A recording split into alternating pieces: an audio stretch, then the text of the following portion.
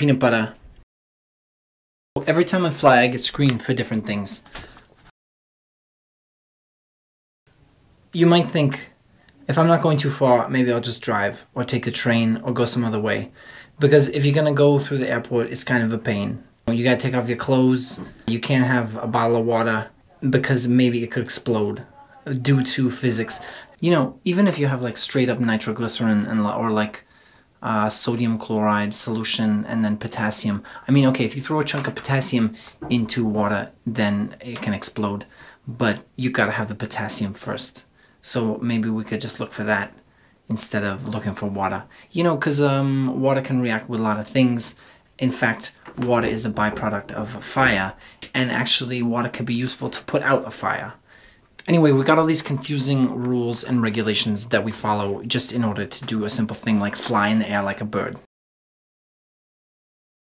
The pilot forgot to do what's called the once around, which is before you get in the plane and you drive away, walk around the plane and see if anything's hanging on extra. It appears that craft services left truck or something hanging onto the plane, you know, with like pudding and maybe some pretzels.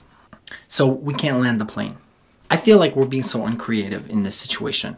Can't I go out there on a rope or maybe attach me to something and I try to push this damn food cart off the train? Maybe I could, you know, these chairs is like really big and pretty uncomfortable. Maybe I could take one and throw it and knock off the cart.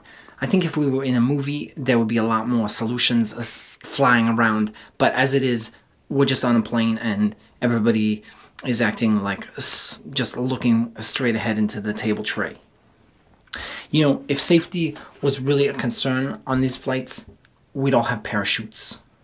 So actually, this got me to thinking, a lot of the world we just accept the way it is because we're born into it and this is how it looks. Well, it's like the guy who's facing the firing squad.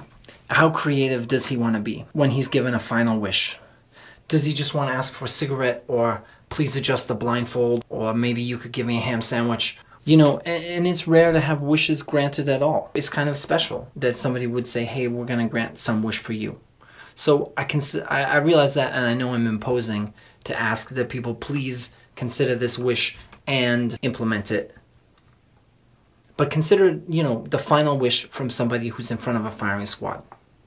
Because, you know, I don't want to like smoke a cigarette or something. Instead, I'd like to be set free. You know, forget about whatever it is. Why ever you think I need to be shot, and just give me a second chance. That's what, you know, being a human being is about, and generosity of spirit and magnanimity, and that is basically power. Power is to take a situation that's always supposed to go a certain way and turn it around and have it go the opposite direction. So power is not shooting the guy in front of the firing squad or the girl. It's actually putting down the gun and saying, whatever, just go free. It doesn't make much of a difference to me anyway, and I'm hungry and I'm gonna go eat a sandwich.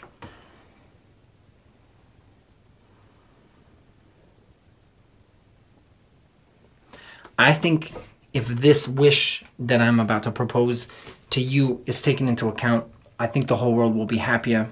I think firing squads will go out of business because it's not a very good business model. You know, it's just spend, spend, spend. This is my last will.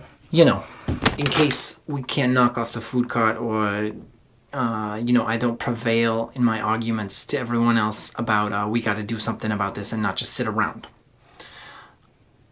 Let me just tell you the idea. Only tax corporations. Period. End of story.